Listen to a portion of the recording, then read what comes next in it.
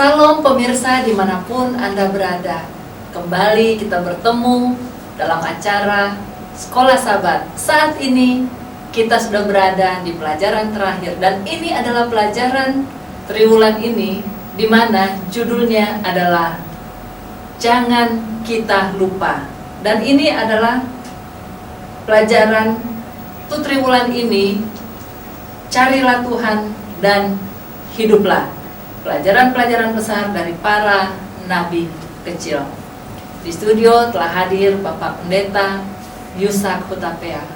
Apa kabar Pak Pendeta hari ini? Selalu luar biasa, bersama dengan Tuhan tentunya. Amin. Ya.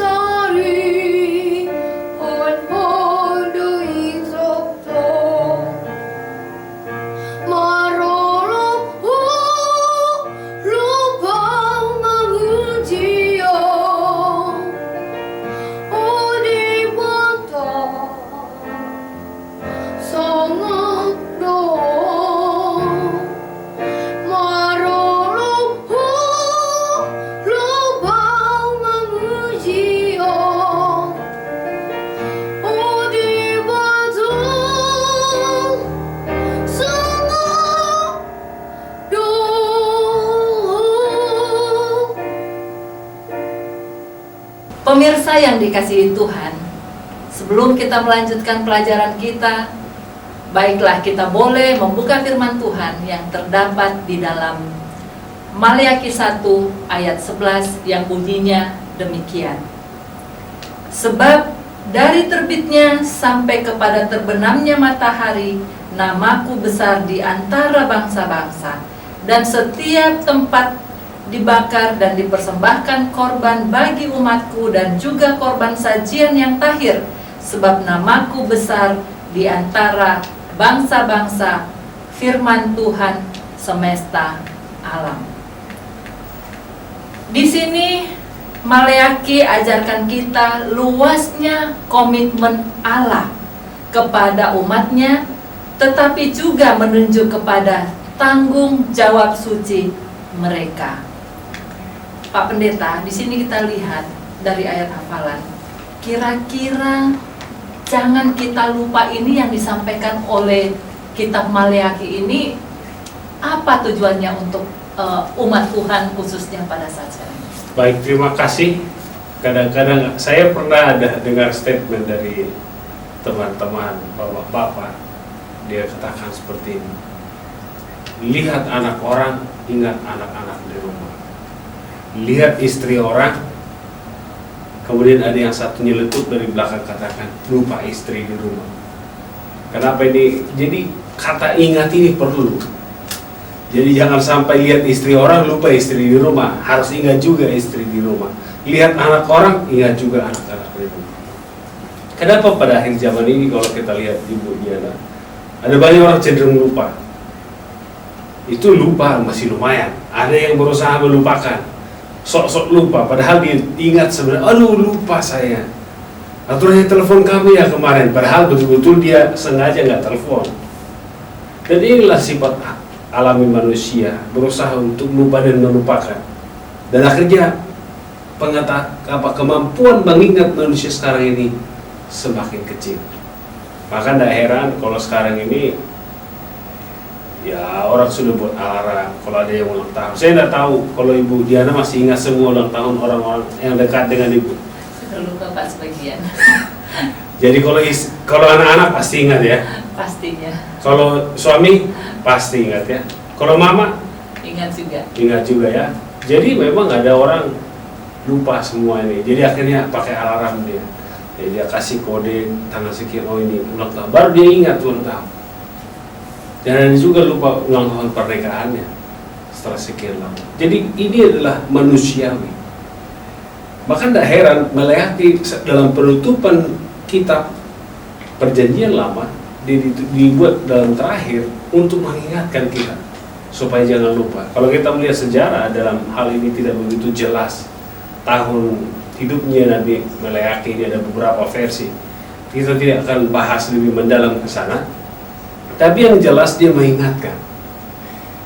Kalau kita lihat ini cenderung ada beberapa pola yang diberikan oleh Nabi Maleakhi untuk kita ingat pada saat ini. Satu hal yang menarik dia katakan, sebab dari terbitnya sampai terbenamnya matahari namaku besar. Jadi kita harus ingat dalam ayat ini Ibu Diana, Allah itu besar bukan karena Ibu Diana menyembah dia, bukan. Atau bangsa lain menyembah dia, bukan. Allah itu besar walaupun tidak ada yang menyembah di dunia ini, karena ada dunia lain dihuni oleh malaikat-malaikat suci yang selalu menyembah dia. Tetapi uniknya Allah mau datang ke dunia ini berkorban. Dan juga dikatakan dia akan dimuliakan segala bangsa. Dan ini juga menjadi pelajaran bagi kita dan seluruh pemirsa sekalian. Dan juga kita harus menyadari bahwa Allah itu adalah Allah semua bangsa.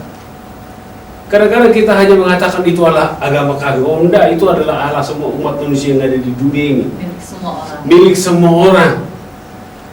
Tetapi baru tergantung kita mengenal dia satu dengan yang lain. Jadi ini adalah satu statement yang penting bahwa Allah memberikan kesempatan yang sama kepada setiap orang. Tetapi sebelumnya kita lihat dalam pelajaran sekolah sahabat kita ini, Allah memilih satu bangsa. Sebenarnya tidak bangsa duluan, itu hanya satu orang, yaitu Abraham dipanggil dari Ur Kasdim. Dia mau menjadikan Abraham ini menjadi patron, bapak orang percaya.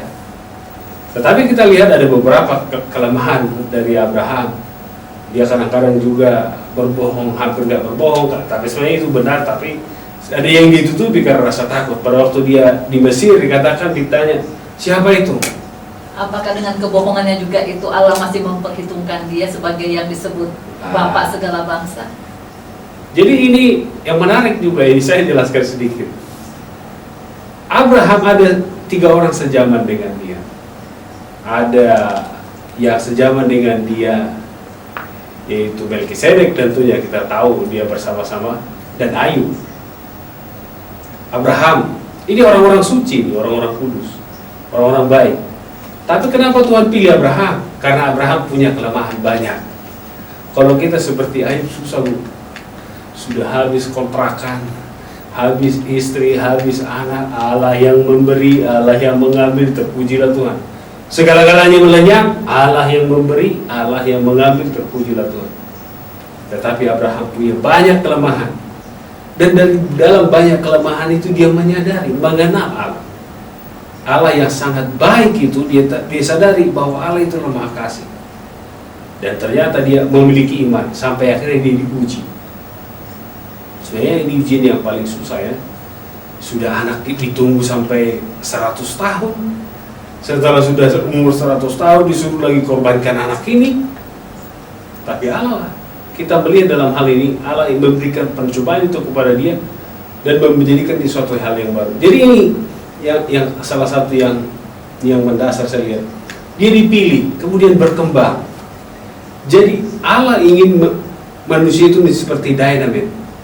1 orang menjadi 2 orang, 2 orang menjadi banyak, akhirnya pekerjaan Tuhan itu terselesaikan. Itulah yang Allah inginkan dari bangsa Israel. Allah menginginkan bangsa ini menjadi pusat pekabaran Injil, pusat penyampaikan kabar baik ke seluruh bangsa. Tetapi mereka selalu terblok. Dan akhirnya kita tahu, pelajaran-pelajaran sebelumnya dijelaskan, mereka ditawan, dibawa ke Babylon. Dan mereka selalu jatuh bangun. Dan sampai pada akhirnya bangsa Israel ini selalu mengeluh. Ini hal yang saya mau lihat, saya jelaskan sedikit dari hal ini. Tapi Allah punya ketetapan dulu, sekarang, dan dia akan datang tetap sama. Allah itu kasih. Hanya manusia ini berubah-ubah, sehingga Allah memberikan seperti rubah suasana supaya diberikan kesempatan kepada manusia ini untuk mengalami pertobatan. Ini yang saya bisa jelaskan sedikit mengenai pelajaran mengenai melayaki. Baik Pak Pendeta, kalau kita lihat di sini tadi Allah itu kasih baik dulu sekarang. Nah, apakah ini kebangunan dan kehidupan Kristiani zaman sekarang ini terlihat dari apa yang Tuhan janjikan, sehingga diingatkan lagi jangan lupa. Ini Maliaki sendiri ini berulang-ulang kali memberitakan hal ini. Terima kasih. Kalau kita lihat sekarang ya, banyak orang Kristen ini mengaku diri Kristen, tidak ada perubahan. Dia mungkin seperti lagunya Panceponda. Ingat ibu lagu Panceponda?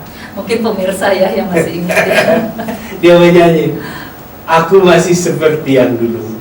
Iya. Jadi ada lagu Panceponda yang saya gitu, aku masih seperti yang dulu, kan gitu kan. Jadi dia seperti yang dulu-dulu. Jadi bangsa Israel sebagai zaman dahulu kala ada banyak fenomena, ada banyak kejadian yang mereka lihat, tapi tidak bergeming mereka, tidak membuat mereka bertobat. Demikian juga aplikasinya sekarang ini.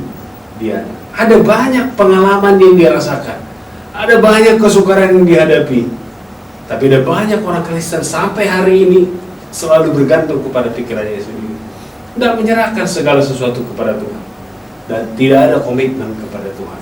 Apakah ini juga hanya formalitas yang kelihatan sehingga Pak Pendeta tadi mengatakan bahwa banyak orang Kristen di luar sana yang hanya maksudnya mereka itu menggantungkan diri, tapi apa benar itu hanya formalitas, sehingga banyak sekarang yang kita lihat, khususnya kalau kita lihat dari pelajaran kita ini, besarlah Allah, tapi besarlah Allah seperti apa sih yang umat Kristiani butuhkan saat sekarang ini? Jadi menarik soalnya. Kebesaran Allah tidak dinilai oleh karena pemujaan kita. Allah sebenarnya sudah besar. Dialah adalah Khalik pencipta semesta alam. Dan sekarang di luar sana banyak, memang susah juga saya katakan. Boleh banyak gak enak dengarnya. Berarti lebih banyak orang yang gak mau menurut firman Tuhan daripada yang menurut. Tapi kalau kita lihat dalam apa namanya, pelajaran-pelajaran yang diberikan oleh Yesus, Yesus memberikan perumpamaan 5 anak darah yang bijaksana, 5 anak darah yang apa? Yang bodoh. Kayaknya masih mungkin juga di luar sana. Mudah-mudahan kita doakan lebih banyak yang baiknya daripada yang jahat. Tapi ada beberapa orang juga yang saya rasa dia punya penampilan luar seperti takut akan Tuhan, tapi sesungguhnya tidak. Jadi mereka tidak mengakui kebesaran Allah. Jadi saya lihat dalam beberapa penulisan dalam Alkitab, kalau bangsa Israel bertemu dengan kata Yahweh, YHWH, dia akan ganti pena, ganti tinta khusus untuk menuliskan itu. Dan mereka ketemu dengan itu karena suci, dikatakan. Dia tidak bilang Yahweh, tapi Adonai. Dia begitu menghormati Allah. Tapi saudara yang kekasih, kemudian itu berubah sedemikian rupa sampai akhirnya imam-imam juga melakukan hal yang berbeda dari yang diharapkan. Jadi dulunya mereka begitu hormat dengan nama Allah itu. Tapi kemudian seiring waktu mulailah mereka ada korupsi rohani.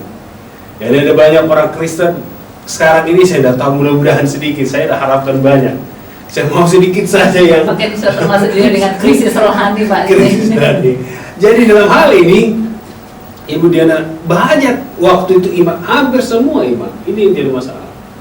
Pada zaman Melayaki, di hampir semua imam-imam ini sudah korupsi secara moral. Dan kita lihat pada waktu kedatangan Yesus yang pertama sekali dia lahir di Bethlehem, kelihatan bahwa mereka tidak sesungguhnya menunggu kedatangan Yesus. Mereka tidak menunggu kelahiran Mesias. Malah dari timur yang datang, dari Babilonia, yang datang berkunjung untuk menyaksikan di mana kerajaan itu. Sementara orang Israel tidak lagi. Ini kenyataan yang kita harus renungkan saat ini. Jadi dalam hal ini, saya rasa yang perlu kita renungkan, bagaimanakah komitmen kita sampai hari ini kepada Allah?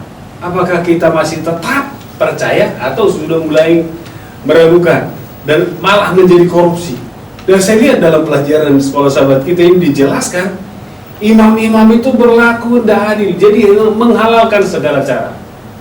Jadi ada persembahan yang bengkok-bengkok kakinya nggak apa-apa, ya, yang penting uang, kan begitu kan. Jadi kalau sudah bengkok kakinya boleh dipersembahkan, tapi harus tambah maharnya, uang kontan, kan begitu. Jadi orientasi jadi bisnis.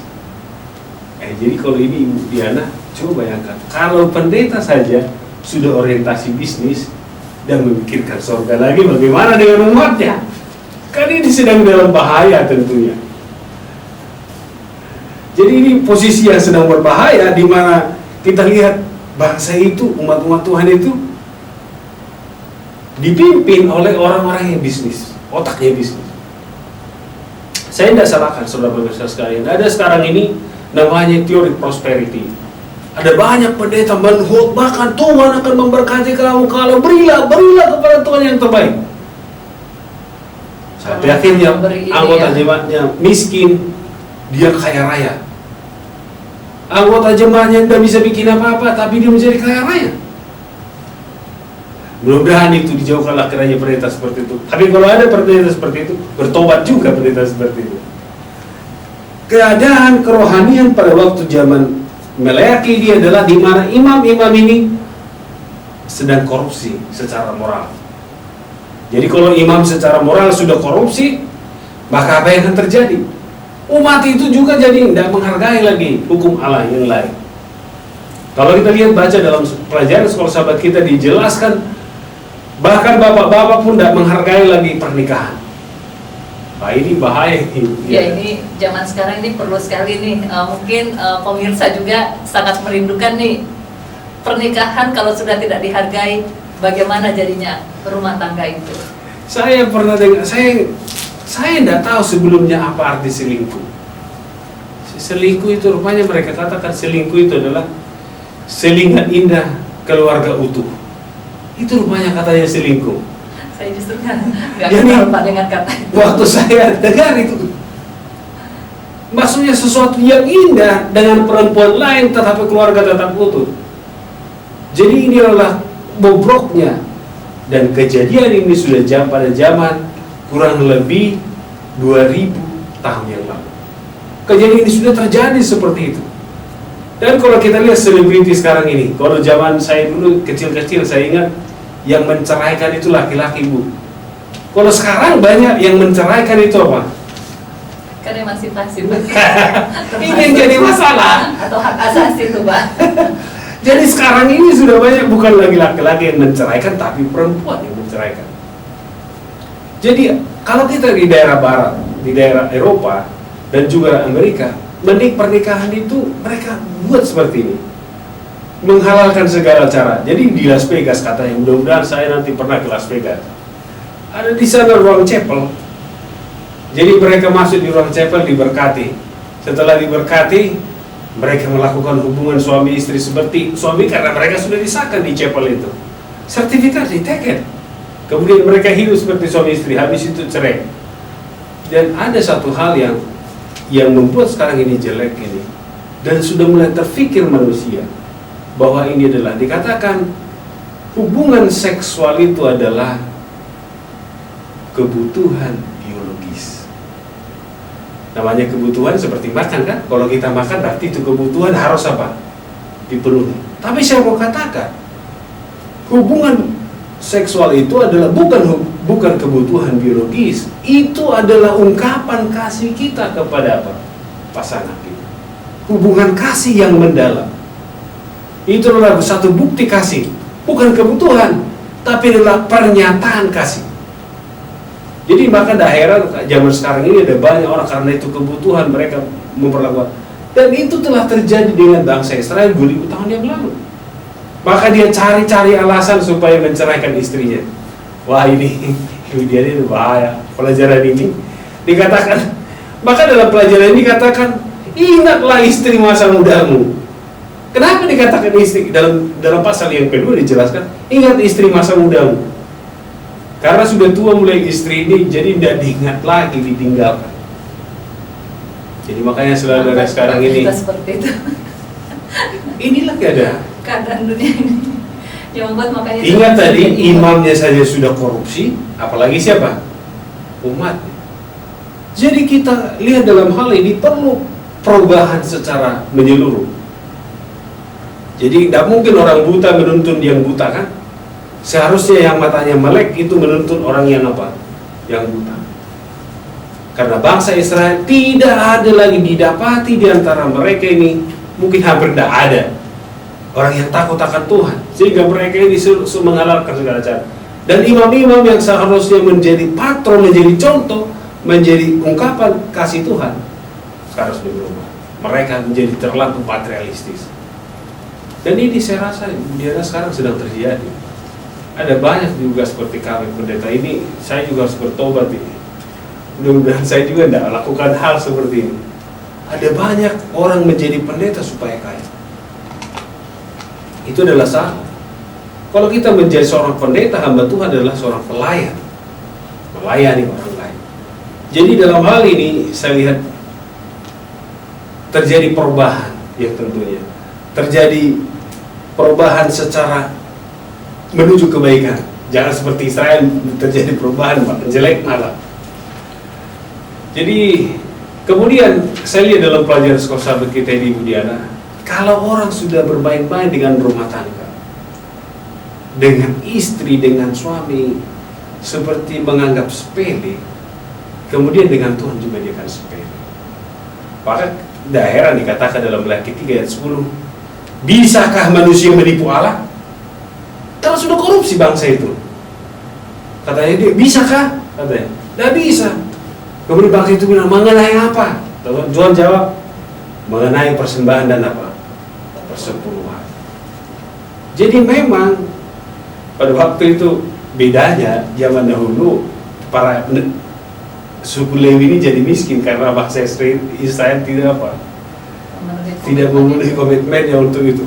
Tapi yang anehnya mereka nggak semangat lagi menyinjil, coba bayangkan. imam-imam ini gak ada lagi untuk apa? Berusaha untuk melakukan tugasnya. Jadi paling tidak ini namanya mati suri secara rohani. Mati suri. Keadaan kerohanian yang sudah hampir kolaps. Itulah keadaan bangsa Israel pada waktu itu. Dan Nabi Maleakhi ini mengingatkan kembali, jangan lupa Allah itu punya ketetapan. Seperti matahari terbit dari timur, demikian juga terbenam di sebelah barat. Janji Allah itu pasti. Dan kita ketahui ada beberapa tahun setelah Nabi Yesaya, Nabi Maleakhi ini ada interval, ada Nabi, kemudian Yesus lahir.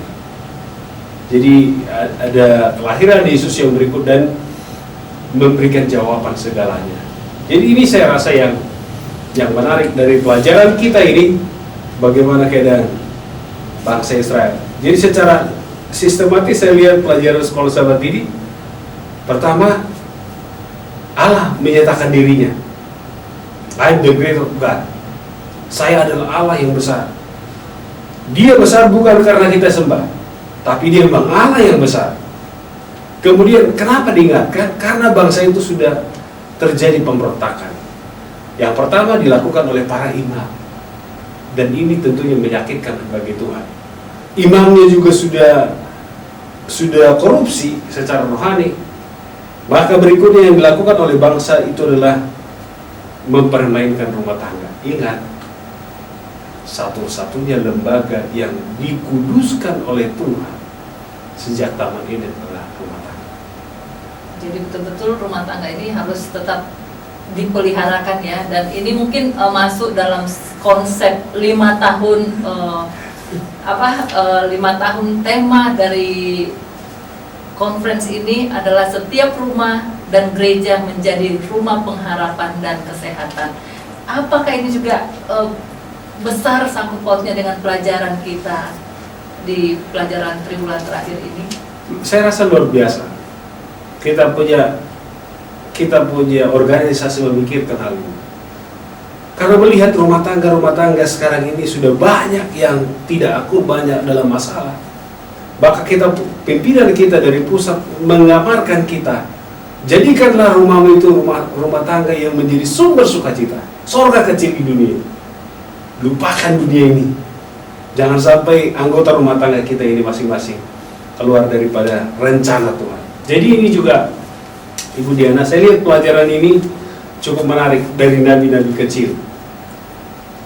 Manusia yang membuat ini nabi kecil. Bagi Tuhan tidak ada nabi kecil, nabi besar. Bagi Tuhan semua sama, kecil besar itu sama. Tapi mereka punya pekabaran secara khusus dari pelajaran. Yang menarik saya lihat ini, Ibu Diana.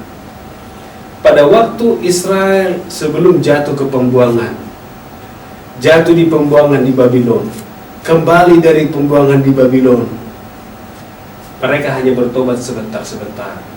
Pada saat sukar berseru, Tuhan ampuni kami, diampuni. Makmur lagi.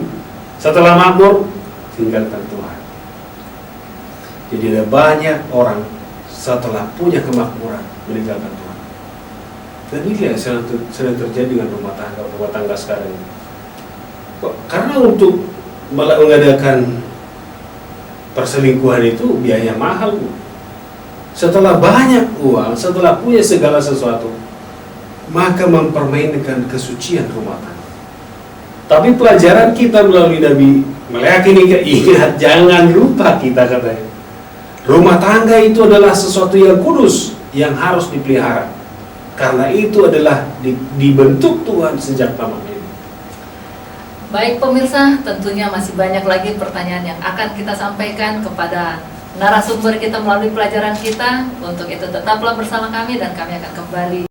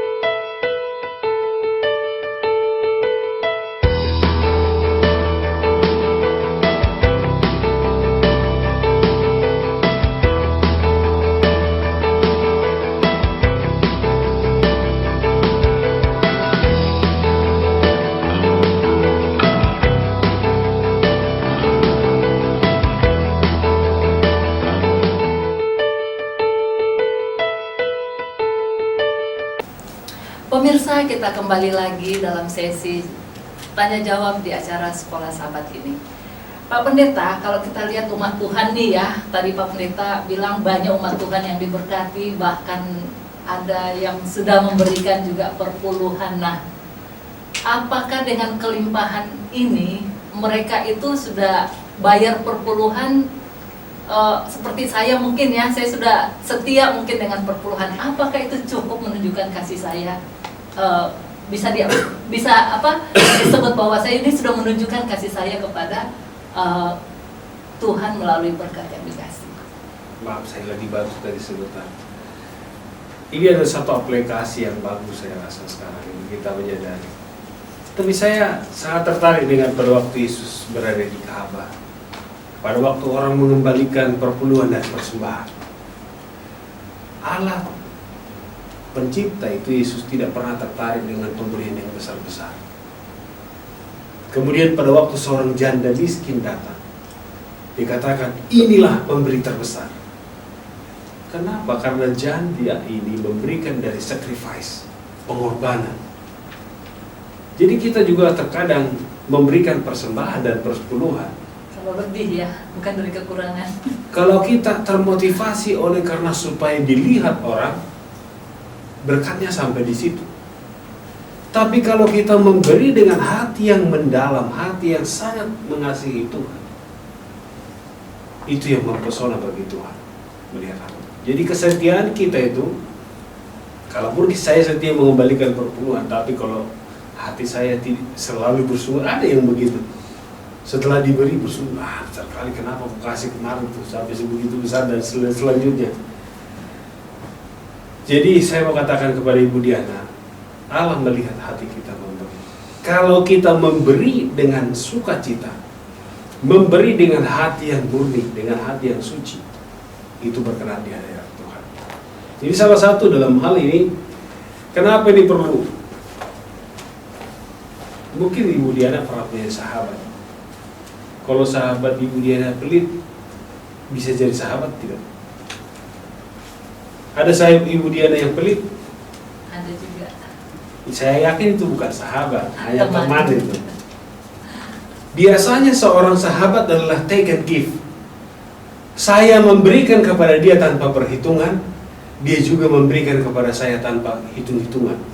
Kalau saya lihat dia sangat membutuhkan, saya tidak perlu. Nanti bagaimana dia mengambil? Tidak ada, itu dia kita berikan tanpa mengharapkan imbalan. Demikian juga dia mengharap. Maka itulah terbina hubungan yang disebut dengan persahabatan. Jadi kalau kita juga bersahabat dengan Allah, tentunya kalau kita bersahabat dengan Allah, ini juga persahabatan dengan Allah ini juga akan membuat kita suatu komitmen yang baik, yang baru. Jadi kita juga, saya lihat ini selalu bunyi-bunyi kadang-kadang. Kenapa ini penting? Ini ada BlackBerry. Ada orang yang sangat dekat dengan kita, selalu berkomunikasi, dengan dia, komunikasi dengan dia begini. Kalau dia tidak pernah balas kita punya BBM, masa mungkin kita lagi bersahabat dengan dia? Tidak mungkin. Mungkin besok-besok ngibalin kita dari dia, di-delete dia dari kita punya kontak. Saya lihat dalam hal ini juga, bila mana kita mengasihi Allah itu ditentukan, terlihat dari cara kita memberi. Kalau cara kita memberi itu supaya dilihat orang, kita belum mengasihi Allah dengan benar. Tapi kalau kita melihat, kalau kita lihat janda miskin itu, dia malu kan? Kalau boleh jangan ada seorang pun yang tahu dia memberi. Pelan-pelan dia jatuhkan, dia malu melihat orang lain. Allah juga menginginkan kita seberapa triliun pun yang kita berikan untuk Tuhan, jangan kita anggap itu kehebatan kita. Itu adalah karena kasih kita kepada Tuhan. Jadi kemudian saya sangat tertarik dengan hal ini, dalam hal memberi ini, dan juga hal yang berikut yang saya lihat. Kalau kita sudah mengutamakan Tuhan, ingatlah, pasti rumah tangga kita juga bagus. Maka reformasi kesehatan, reformasi kesehatan contohnya, itu akan dimulai dari diri kita. Kalau kita makan gelojo, sembarangan makan, tidak akan pernah terjadi namanya reformasi kesehatan. Kita harus teratur. Demikian juga dalam hal ini, kita juga akan memiliki hubungan yang baik dengan Allah kalau kita memiliki komitmen yang baik dengan Tuhan. Saya juga lihat dalam hal ini, kalau kita sudah memiliki komitmen dengan Tuhan, maka otomatis kita akan tunjukkan itu dengan komitmen kita kepada sesama kita, khususnya dengan pasangan. Saudara pemirsa sekalian, saya mau ingatkan, memang sekarang ini, belakangan ini, ada banyak rumah tangga yang sedang dalam apa? Yang berbahaya. Ada banyak perceraian. Pelajaran sekolah sahabat kita juga jelaskan, cari-cari alasan untuk menceraikan. Berselingkuh di depan mata istri supaya istri minta cerai. Inilah yang terjadi dengan ini. Dan kalau kita lihat sekarang ini, inilah keadaan bangsa ini. Dan itu sedang terjadi juga pada saat sekarang ini. Saya lihat dalam hal ini, Ibu Diana, yang sangat penting adalah kita lihat reformasi secara rohani itu dimulai dari para pemimpin, imam-imam, meninggalkan kebiasaan imam-imam ini, menghalalkan segala cara. Dan suami-suami adalah imam-imam dalam rumah tangga. Kalau para suami juga takut akan Tuhan, mudah-mudahan, kata orang sebelah, insya Allah, katakan sahabat-sahabat, anak-anak kita juga menjadi anak-anak yang takut akan Tuhan. Jadi dalam hal ini yang perlu diingat ini, Ibu Diana, Tuhan itu besar. Ingat, Dia besar. Dia Allah yang maha besar, maha mulia dan maha kudus. Dia akan kudus. Dia dan selalu kudus. Pada waktu Yesus datang kedua kali, bila mana kita tidak merubah sifat kita yang jahat ini, maka saat kita bangun dan melihat kemuliaan Allah, kita akan katakan, wahai gunung batu, timpalah kami. Jadi kita perlu, para pemirsa sekarang ini juga, mengubah tabiat saudara. Bagaimana cara mengubahnya? Sekali lagi saya katakan, baca Alkitab, baca firman Tuhan, untuk mengubahkan hidup saudara. Kemudian juga ikut apa yang dikatakan. Dan organisasi kita secara seluruh dunia, sekarang ini dikatakan, follow the Bible, membaca Alkitab. Ini sangat penting. Dan juga saya lihat ini, komitmen ini akan terjadi juga. Kemudian kita lihat pada saat kita membaca firman Tuhan, ikuti kebaktian. Jangan hanya saudara-saudara hanya datang ke gereja sekali setahun. Itu pun saat Christmas saja. Kalau saudara datang rajin ke gereja setiap hari kebaktian, saya garansi saudara akan lebih baik. Ya biasa kan, kalau saya biasa berbakti, saya tidak mungkin sama seperti saya seorang pendeta, tidak mungkin masuk di diskotik kan. Ketemu dengan anggota, oh pendeta di sini ya, di diskotik ini bagus, nggak akan mungkin. Saya kalau berada di diskotik, apalagi digandeng wanita cantik, bila mana saya bertemu dengan anggota, mungkin saya akan sembunyi, karena itu bukan tempat bagi saya. Kenapa? Karena saya sudah tahu yang benar. Jadi kita, bila mana kita biasakan hidup kudus, kita biasakan, itu akan menjadi tabiat kita. Setelah itu menjadi tabiat kita, itu akan menjadi kehidupan kita kudus. Jadi ada step by step yang akan kita jalani untuk menuju kehidupan yang lebih suci. Sekali lagi dikatakan di sini melalui Nabi meyakini, ingatlah. Mari kita ingat ini dengan baik. Dan juga sepanjang triwulan ini kita sudah mencari Tuhan. Carilah Tuhan dan hiduplah. Artinya ini, Bu Diana, jangan hanya cari doang. Jadi, menghidupkan juga. Sama seperti Ibu Diana kalau cari duit kan, dan mungkin hanya disimpan-simpan duitnya kan. Paling tidak apa yang keinginan jadi diambil dari duit itu untuk kehidupan sehari-hari. Dan demikian juga dengan ini. Kalau kita sudah mencari Tuhan, tentunya kita akan hidupkan.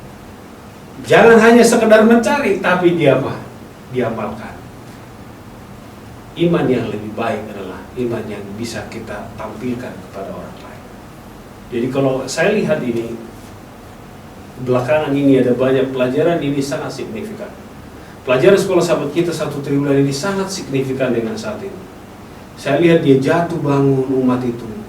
Yang paling mengherankan saya lihat, pada waktu mereka sebelum jatuh ke pembuangan di Babilonia, dalam pelajaran sekolah sahabat, mereka tidak mau bertobat. Banyak nabi, banyak dia makan, banyak yang selalu mengingatkan kamu itu berdosa dan segala macam. Tapi sampai akhirnya mereka juga nggak berubah. Saya lihat dalam hal ini kemudian zaman sekarang ini juga sama. Ada banyak pengkhotbah, ada banyak firman Tuhan dibentangkan, tapi tidak bisa mengubah hati orang itu. Kenapa? Jadi mereka ada, di kampung kami ada namanya Ibu Diana, kuping kuali. Punya kuping tapi nggak bisa dengar. Kuali itu kan punya kuping. Saya tidak tahu apa kuali kali ya, wajah dia tuh kan. Dia punya kuping nggak dengar.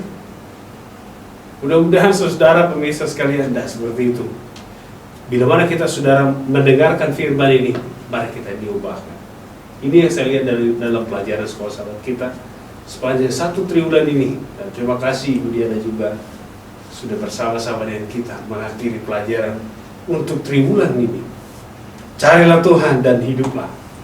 Dan sekali lagi kami juga ingatkan dan juga para pemirsa sekalian, carilah Tuhan, hidupkan. Baca firman Tuhan, hidupkan. Jangan hanya baca saja. Ada orang baca, setelah dia baca firman Tuhan itu, kemudian dia mulai melihat kesalahan orang lain.